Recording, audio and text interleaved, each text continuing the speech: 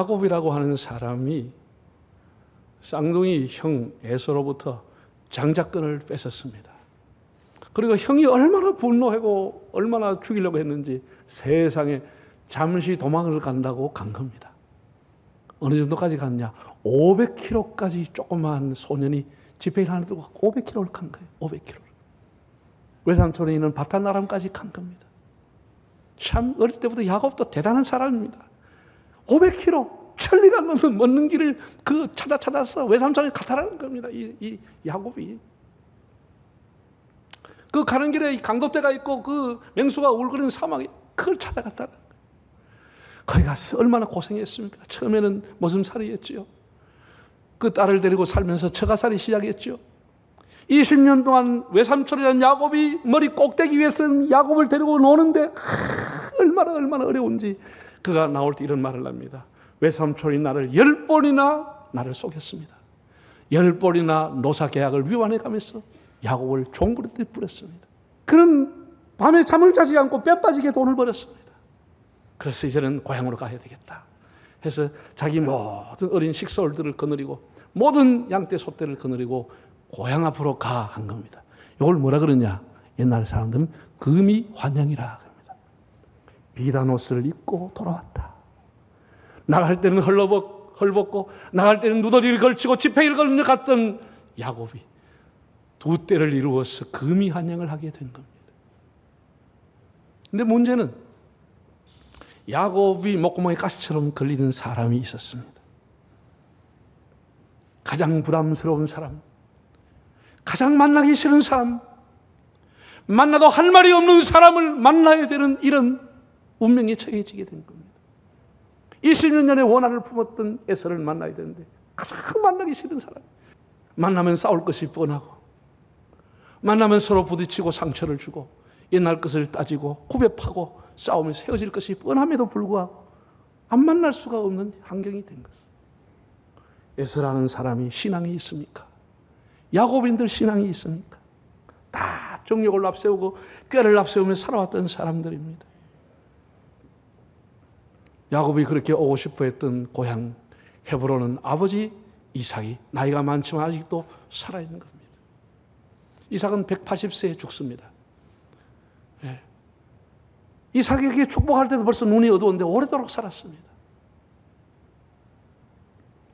아버지에게 와서 번듯하게 제가 살았습니다. 귀양 인사를 하고 싶지만은 그의 형인 에서의 허락이 없으면 한 발자국도 고향에 갈 수가 없는 것이에요. 기가 막힌 거예요. 예? 야곱은 지금까지 불가능한 건 없다고 하고 살아온 사람입니다. 겁날 것 없이 살아온 사람입니다. 어떤 환경에도 굴하지 않고 어떤 고난도 어떤 태산도 다 넘었습니다. 사람이 넘을 수 없는 것이 혈연관계와 가족관계입니다. 다른 건 다 머리 쓰면 안 되고 다 이렇게 꾀를 써 살 수 있는데 가족관계는 넘을 수가 없는 것입니다. 이걸 여러분 알아야 됩니다. 형하고 맺힌 문제를 푸는 것은 방법이 달라 했습니다. 야곱이 결단하고 선택을 했습니다. 6절을 보면 에서가 장정 400명을 데리고 오고 있다는 소리가 들렸습니다. 이게 더 기가 막힐 일입니다. 이거는 싸워봐야 백전백패하는 겁니다. 애들 데리고 다 죽는 겁니다. 400명의 장정 앞에 아무리 꾀가 있고 아무리 머리가 있은들 야곱이 어떻게 그걸 감당할 수 있겠습니까? 그 야곱이 어떻게 하죠? 만나기 싫은 사람, 정말 껄끄러운 사람, 그 사람을 만나기 위해서 어떻게 합니까? 두 가지를 선택합니다. 자, 9절에 11절을 다시 한번 읽어보겠습니다. 야곱이 또 이르되 내 조부 아브라함의 하나님, 내 아버지 이삭의 하나님 여호와여 주께서 전에 내게 명하시기를 네 고향 네 족속에로 돌아가라. 내가 네게 은혜를 베풀리라 하셨나이다. 나는 주께서 주의 종에게 베푸신 모든 은총과 모든 진실하심을 조금도 감당할 수 없사오나 내가 내 지팡이만 가지고 이 요단을 건넜더니 지금은 두 때나 이루었나이다. 내가 주께 간구하오니 내 형의 손에서의 손에서 나를 건져주세요. 나를 구원해 주세요. 야곱이 택한 것은 두 가지였어요. 정말로 부담스럽고 만나기 싫지만 첫 번째 그가 한 것은 하나님 앞에 간절히 기도하게 되는 것입니다. 하나님, 나를 건져주세요. 하나님, 나 빈손으로 나갔다 하나님 이렇게 많은 복 주셨는데 하나님 내게 지켜주시고 나 건져주세요. 기도했다는 것. 두 번째는 그가 한 것은 형님에게 줄 선물을 엄청나게 준비해버렸습니다. 그동안 그것을 별라고 잠을 안 자고 뼈 빠지게 노력하고 속임을 당하면서도 뼈 빠지게 모았던 그 재산 절반을 뚝 떼버렸습니다. 절반을 떼가 형님에게 드리기로 한 것입니다. 암연소 200마리, 수염소 20마리, 암양 200마리, 수양 20마리, 어미낙타 30마리와 딸린 새끼낙타, 암소 40마리, 황소 10마리, 암낙이 20마리와 그 새끼들. 이거 내가 지어낸 게 아니고 성경이 다 나와요. 이 선물을 형님에게 드리려고 한 거예요. 누가 이걸 가지고 또 시가를 재보니까 현재 시가로 한 7억이 나간다 이러더라. 그리고 항소값이 올라서 8억 되겠지 뭐. 쉽게 말해서 그가 그 형을 만나고 감정을 누르뜨리기 위해서 준비한 게 뭐냐. 에서 부부의 최고급 제니시스 2대와 금띠, 은띠를 가지고 갔다라는 거예요. 나는 성경을 읽어봐도 여러 사람을 봐도 야곱처럼 이렇게 아부한 사람은 없었습니다. 살기 위해서. 어마어마한 선물만 해도 족한데 그 형 에서를 만나 한 건 뭔도 아세요? 내가 형님을 만나니 하나님 만난 것 같습니다. 세상에 이런 아부가 어디 있습니까? 형님이 얼굴 보니 하나님 얼굴 본 것 같습니다. 완전히 납작 엎드렸어. 슬슬 기른 정도 아니고 완전히 죽어버렸습니다.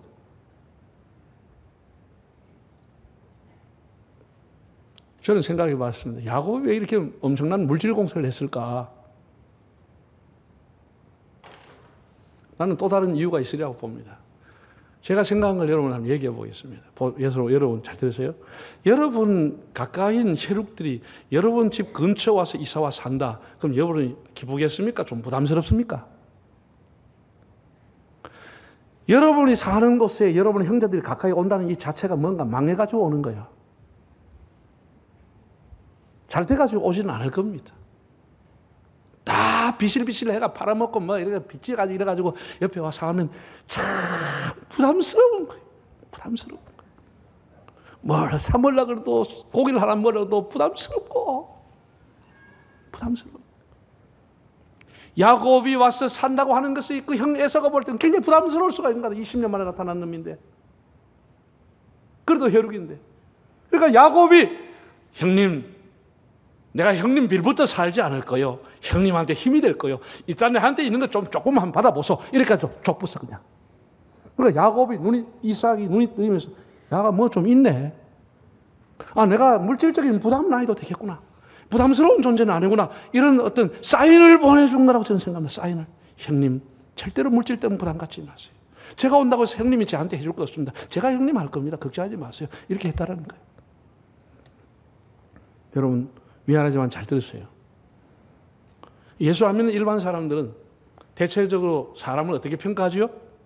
그 사람이 뭐 얼마나 대단한 소유를 하고 있느냐, 얼마나 지위를 갖고 있느냐, 자식들을 얼마나 잘 키웠나 이런 거 보고 그 사람 판단합니다. 예수 안 믿는 사람이 야, 저 사람 거듭났다 이래가 좋아 판단합니까? 그 사람 그런 관심 없습니다.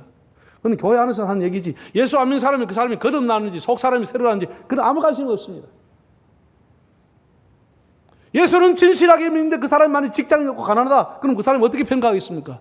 네가 믿는 하나님은 돈도 안 주냐? 이렇게 비아냥거리게 되는 거죠. 이게 참 기가 막힌 일입니다. 네가 믿는 하나님은 돈하고 상관이 없냐? 이렇게 된다니까. 여러분 하나님 앞에 영육간에 복을 받으시기를 바랍니다. 아멘 한 사람이 100배 받기 바랍니다. 이게 우리 아픔이야. 내가 바르게 살고 진실하게 살아도 사람들은 그걸 가지고 평가하지 않아요. 네가 그렇게 자랑하고 네가 그렇게 믿는 하나님 네하고 돈하고 상관이 없냐? 이렇게 비해서는 조롱한다니까. 조롱한다니까. 절대로 우리 물질 때문에 여러분 가족이나 혈연들에게 피해가 가지 않도록 해야 되는 겁니다. 야곱은 타향에서 20년을 고생하면서 두 가지를 깨달았습니다. 여러분 지금까지 오면서 이 두 가지만 깨달아도 여러분 대단한 사람이 됩니다. 야곱은 두 가지를 깨달았습니다. 그게 뭐냐? 첫째는 하나님의 힘이 얼마나 큰지를 깨달았습니다. 하나님의 힘. 어렴풋이나마 하나님이 얼마나 힘이 있는 존재인 걸 알게 되는 것입니다. 두 번째 그가 깨달은 것은 물질이 가지고 있는 힘이 깨닫게 된 겁니다. 여러분 태초부터 지금까지 물질이라고 하는 것은 항상 그 시대 최고의 가치였습니다. 신앙을 떠나서 이 두 가지를 야곱이 깨달았어요. 그래서 야곱이 이 두 가지를 깨달았기 때문에 한 게 뭡니까? 밤새도록 약복강에서 허리가 부러져도 기도한 겁니다. 하나님 살려달라고. 여러분 하나님이 그런 힘이 없으면 못 하려고 기도해요? 조금 하다가 두 문 외우다가 치워버리지. 한 10분 하고 말아버리지. 밤새도록 허리가 부러지고 다리가 부러져도 하나님 앞에 살려달라고 매달리는 거예요. 왜? 하나님이 힘이 있기 때문에. 하나님이 자기 운명을 바꿔줄 수 있기 때문에. 여러분 앞에, 여러분이 지금 하나님 앞에 그렇게 기도한 사람 몇 분 있어요? 하나님이 정말 내 인생을 죽이고 살릴 수 있다는 그런 능력을 가지고 하나님 앞에 기도한 사람이 얼마나 있습니까? 야곱은 이걸 깨달은 사람. 밤새도록 허리가 부러져도 기도한 것. 하나님 나 좀 살려주세요. 살려주세요. 정말 대단한 사람입니다. 두 번째 깨달았습니다. 뭐가? 물질의 힘이라고 하는 것입니다. 물질이 사람의 마음을 움직일 수 있다고 하는 걸 알았습니다. 그래서 자기가 빼빠지게 벌어왔던 재산 절반을 똑 잘라가지고 형님 갖다 바쳐버린 것입니다. 형님 마음을 움직이려고. 형님 마음을 움직이려고. 내가 지팡이만 가지고 갔지만 이게 중요해서 절반을 떼서 갖다 바쳐. 여러분 한번 읽어볼까요? 33장 3절과 4절 9절 11절 읽어보겠습니다. 자기는 그들 앞에서 나아가되 몸을 7번 땅에 굽히며 그의 형 에서에게 가까이 가니 에서가 달려와서 그를 맞이하여 안고 목을 어긋맞고 그와 입 맞추고 서로 우니라. 그 다음 9절 에서가 이르되 내 동생아 내게 있는 것이 족하니 이 소유는 네게 두라. 야곱이 이르되 그렇지 아니하니이다. 내가 형님의 눈앞에서 은혜를 입어 싸우면 청하건대 내 손에서 이 예물을 받으소서. 내가 형님 얼굴을 배운 즉 누구 얼굴? 하나님의 얼굴을 본 것 같사오니 형님도 나를 기뻐했습니다. 하나님이 내게 은혜 베푸셨고 내 소유가 족하오니 형님이 예물을 받으소서. 강건함에 에서가 받았다. 먼저 이 예물을 보내줬지요. 그래서 에서가 됐다. 나는 그거 필요 없다. 아닙니다 형님. 형님 얼굴 보이 하나님 얼굴 본 것 같습니다. 형님 나한테도 많이 아직 남아 있습니다. 형님 받으세요. 강건해서 에서가 받았다는 거예요. 자, 잘 들으세요. 사람이 인생의 위기와 어려움을 당했을 때 기도만 하는 사람도 있습니다. 하나님을 의지하고 기도만 하는 사람이 있습니다. 그런가 하면 기도를 하면서 자기가 할 수 있는 역량에 따라서 할 수 있는 일을 하면서 기도하는 사람도 있습니다. 그건 여러분의 선택입니다. 그건 여러분의 믿음 따라 하면 되는 겁니다. 여러분이 기도만 하시든지 여러분이 할 수 있는 역량 안에서 다른 것을 하면서 기도하든지 그건 여러분의 선택입니다. 야곱은 두 번째를 선택했어요. 여러분 생각해 보십시오. 야곱이 그 많은 재산을 가졌던 자기 생명보다 더 귀하겠습니까? 자기 가족들의 생명보다 그 말이 귀하겠습니까? 자기의 생명보다 자기의 영혼보다 더 귀한 것은 없다고 그는 깨닫고 모든 것을 주고도 자기 생명을 지킬 수 있다고 하면 그는 내놓기로 결심을 해버린 것이죠. 여러분 사람이 왜 두 대가 필요하죠? 왜 두 대, 세 대를 모읍니까? 그거 쓰려고 모으는 겁니다. 모으려고 모을 필요는 없는 겁니다. 그걸 필요할 때 쓰려고 물질이 있는 것입니다. 성경은 이렇게 말했습니다. 예수님께서 어리석은 부자의 얘기를 하면서 많이 모아서 창고를 짓고 하다가 그날 밤 데려갔다고 그랬습니다. 그 많이 모은 게 누구 것이 되겠느냐고 그랬습니다. 그런가 하면 불의한 재판관의 불의한 청직에 대한 얘기도 예수님이 했습니다. 불의한 사람이 해고를 당하는 통보를 받고 나고 그 남은 시간을 가지고 그 물질을 선용해서 사람에게 선을 베풀었다는 거예요. 예수님 그걸 보고 칭찬해 줬습니다. 네 재산은 아니지만 네가 그 물질을 가지고 선한 일을 했다. 예수님 칭찬해 줬어요. 저는 오스카 와일드라는 사람을 생각해 봤습니다. 여러분 아시죠? 나치 정권, 히틀러 정권 때 수많은 유대인을 살려낸 사람이 오스카 쉰들러라고 하는 사람입니다. 그는 독일의 장교들과 폴란드에 파견 나온 독일의 고위 장교들뿐 아니라 베를린에 있는 정치인들을 만나가지고 수많은 돈을 써가면서 당시에 400만 마르크를 써가면서 죽음의 수용소로 강하는 유대인들 1200명을 살려낸 사람입니다. 꼼짝없이 죽을 수밖에 없는 가스실로 가는 사람들 400만 마르크를 들어가지고 그 사람들을 설득하고 설득해서 살려냈습니다. 그 쉰들러 리스트에는 그 사람들뿐 아니라 그의 자손까지 6,000명의 이름이 기록되어 있습니다. 우리가 일반적으로 의인이라 존경받는 사람이라고 하면은 어떤 사람들이죠? 청빈하게 살았던 사람, 선하게 바르게 자기 것을 팔아가지고 가난한 사람을 구제하고 그렇게 살아왔던 사람들, 프란치스코, 선다싱 혹은 마더 테레사 이런 사람들은 성자라고 칭송을 합니다. 그러나 오스카 쉰들러는 그렇게 살아오지 않았습니다. 그러나 아주 부패하게 살았습니다. 값싼 노동력을 이용하기 위해서 10명, 20명 유대인들을 자기 공장에 더 보내기 위해서 돈을 써가면서 와이로를 써가면서 독일 장교들의 마음을 움직여서 값싼 노동력을 가지고 돈을 착취한 사람, 악하게 돈을 버는 나쁜 부자입니다. 그러나 그 돈을 그는 어느 날 사람을 생명 구하는 데 전액을 갖다 바치는 것. 내 반지라도 팔았으면 한 사람 더 구했을 건데 울면서 사는 영화 여러분 봤지 않습니까? 사람이 어떻게 벌었느냐라고 하는 것도 굉장히 중요합니다. 그러나 오스카 쉰들러는 비록 자기가 악하게 벌어왔고 착취해서 벌었지만 그 전 재산을 들여서 생명을 구해냈기 때문에 유대인들은 그를 가리켜서 의인이라고 불러주는 것입니다. 저는 예루살렘에 여러 번 갔지만 예루살렘 성전 밑에 오스카 쉰들러의 무덤이 있습니다. 끊임없이 유대인들이 거기 와서 꽃을 바치고 당신을 사랑합니다. 당신 땡큐 고맙습니다. 이렇게 인사하고 있어요. 물질이라고 하는 것은 생명을 구할 때 귀한 것입니다. 값진 것입니다. 사람이 살아가면서 상대의 분노, 에서의 분노를 녹일 수 있는 것은 다시 얘기하지만 야곱으로 봤을 땐 두 가지였습니다. 하나는 기도하는 겁니다. 하나님의 도움을 구하는 겁니다. 그리고 또 한 가지는 자기가 할 수 있는 범위 안에서 하면서 기도하는 것입니다. 왜 야곱이 이렇게 생각을 했을까요? 야곱의 생각이 나옵니다. 32장 20절 한번 읽어보겠습니다. 또 너희는 말하기를 주의 종 야곱이 우리 뒤에 있다 하라 하니 이는 야곱이 말하기를 내가 내 앞에 보내는 이 예물로 누구의 감정을 형의 감정을 푼 후에 내가 만나리라. 형의 감정을 풀 수 있는 길이 뭘까를 야곱이 생각해낸 겁니다. 우리 이런 걸 참 지혜롭게 들어야 됩니다. 우리가 원수 같은 사이로도 그 사람의 감정을 풀 수 있는 길이 뭘까? 이걸 생각해 보는 거예요.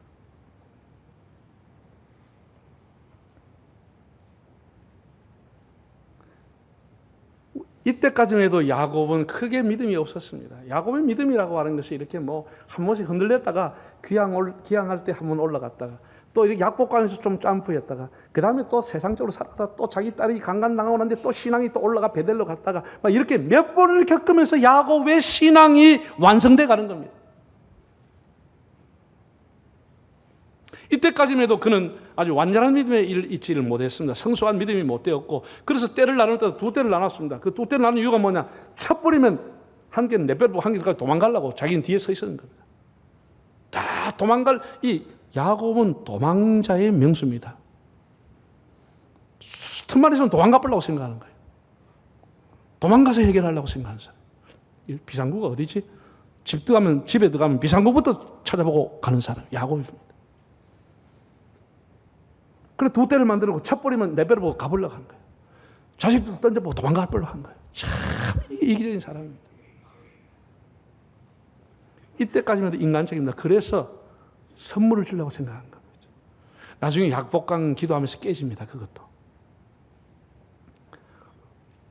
그런데 야곱이 참 결단이라고 하는 것은 형이 400명의 장정을 데리고 왔다는 소리를 듣고도 고향을 가는 겁니다. 이게 야곱의 결단이라고 하는 겁니다. 그 소리를 듣고 일찌감치 도망을 가지 않고 어떤 일이 있어도 이번에는 고향을 가겠다 결심하게 돼. 어떤 일이 있어도 아버지 앞에 간다. 아버지 앞에 간다. 아버지 앞에 가서 귀향 인사 드리고 남은 생애를 살 거다. 이게 결심하고 온 겁니다. 아무 데나 가서 정착하고 텐트 치고 살아가는 게 아니고 반드시 내 할아버지 아브라함이 있었던 곳에 내 아비 이삭이 있는 집에 가겠다는 겁니다. 어떤 손해가 와도 어떤 재물의 축이 와도 아버지 앞에 간다는 그 가는 길을 가로막고 있는 형 에서와의 관계 회복을 위해서 자기 재산 절반을 써버린 것입니다. 이게 결단이죠. 여러분 사람이 살아가면서 관계를 회복하는 게 이렇게 어려운 겁니다. 한 번 깨진 관계가 회복이 이렇게 어려운 겁니다. 온 힘을 다 들여가서 관계가 겨우 회복이 되는 거예요. 나는 하나님께서 이것을 통해 가지고 우리에게 주시는 교훈이 있다고 생각합니다. 여러분 물질이라고 하는 것은 있다가도 없어지는 겁니다. 없다가도 있어지는 겁니다. 야곱은 경험했던 사람입니다. 2대 아니라 3대를 다 줘버려도 지팡이만 있고 자기 건강만 있으면 능력이 있기 때문에 기술이 있기 때문에 얼마든지 2대를 이룰 수 있다고 생각하는 사람. 이거 없으면 죽는다고 생각하는 사람도 있을 거고 야곱은 그렇게 생각하지 않았어. 물질은 있다가도 없는 것이고 형님을 주는 게 그게 무슨 남 주는 것도 아니고 그런 생각하면서 잘라버렸어. 잘라드리는 거. 그 참 야곱이 대단하다고 생각합니다. 대단하죠. 네. 저는 개인적으로 그렇게 생각합니다. 지금 팔레스타인에서 이스라엘과 그 아랍 사람들 계속 싸우고 있습니다. 참 중동의 하약고가 되고 에서의 후손이다 혹은 야곱의 후손이 수천 년 싸운다. 우리 일반적으로 말하기 쉬워서 그렇게 하는데 그렇게 야곱이 풀었잖아요. 풀 수 있는 길은 간단합니다. 그렇게 지금 이스라엘이 잘 삽니다. 이스라엘의 농업, 이스라엘의 기술, 이스라엘의 IT, 창업 엄청나게 발전되어 있습니다. 그 팔레스타인이 사는 곳에 가면 너무너무 가난하게 삽니다. 집이 다 부서져 있습니다. 그 사람들 좀 무상 원조 줘가지고 도와주고 건설해서 집을 좀 아파트에서 좀 사람답게 살게 해주면 전쟁이 다시 사라지고 평화가 올 건데 왜 야곱처럼 뭐 할까 그 후손들이 그런 생각을 저는 합니다. 왜 한 방 쏜다고 한 방 때리고 왜 2방 맞다고 3방을 때리고 이런 짓을 하고 있냐는 것이지. 그 많은 자원을 가지고 이스라엘이 가서 팔레스타인을 좀 재건하고 건설하고 도와주면 전쟁이 사라질 수 있고 우리나라가 이렇게 잘 사는데 북한을 도와주면 되는데 왜 안 하느냐. 북한이 핵무기만 안 만들겠다고 하면 우리가 얼마나 도와주지요. 왜 못 도와줍니까? 형제인데. 남은 나라도 없는데. 이게 가는 것을 가지고 핵무기를 만드니 어떻게 하니까 도와주고 싶어도 못 도와주게 되는 거예요. 여러분 도태라고 하는 게 꼭 물질만 의미하는 것이 아닙니다. 여러분의 신앙을 한번 돌아보십시오. 저 신앙도 마찬가지입니다. 외롭게 혼자 얼마나 핍박받고 조롱받고 매맞고 교회 간다고 야단받고 자랐습니다. 참 지팡이 하나만 가지고 내가 신앙생활을 시작했지만 지금 내 인생을 돌아보면 수많은 믿음의 형제들 속에서 함께 올려 살아가니 참 저 자신도 영적으로 만대를 받은 사람이다 하는 생각을 갖습니다. 여러분도 아마 그런 생각이 들 겁니다. 가진 것은 별로 없지만 늘 봉사하면서 남을 섬기는 사람들 참 도덕적으로 정신적으로 수천 대를 이루고 살아가는 사람들이다 그런 생각을 합니다. 여러분은 어떻게 인생을 살아갈 겁니까? 너무 소유에만 집착하지 말고 받은 은혜를 세워보시기를 바랍니다. 다 우리 가난하게 출발했습니다. 여러분 다 결혼 생활을 해서 자녀들 놓고 살지만 여러분 결혼 신혼 얼마나 가난하게 있어야 하겠습니까? 숟가락 몽디가 시작한 사람도 있고 그것도 없는 사람도 있었습니다. 남의 집 단칸방에 월세방에 지하실에 그렇게 다 살았습니다. 여러분이 지금 살아가는 것은 2대가 아니고 100대 1000대를 받아 살아가고 있는 겁니다. 우리 대한민국도 1000대 만대를 하나님 앞에 받은 것입니다. 우리가 원망과 불평할 것이 아니고 하나님 앞에 늘 감사하면서 그같이 하나님 주신 은혜를 내가 무엇으로 보답할까? 내가 주님의 나라와 교회를 위해 뭘 헌신할까? 그런 마음으로 하나님과 동행하시는 삶이 되시기를 바랍니다.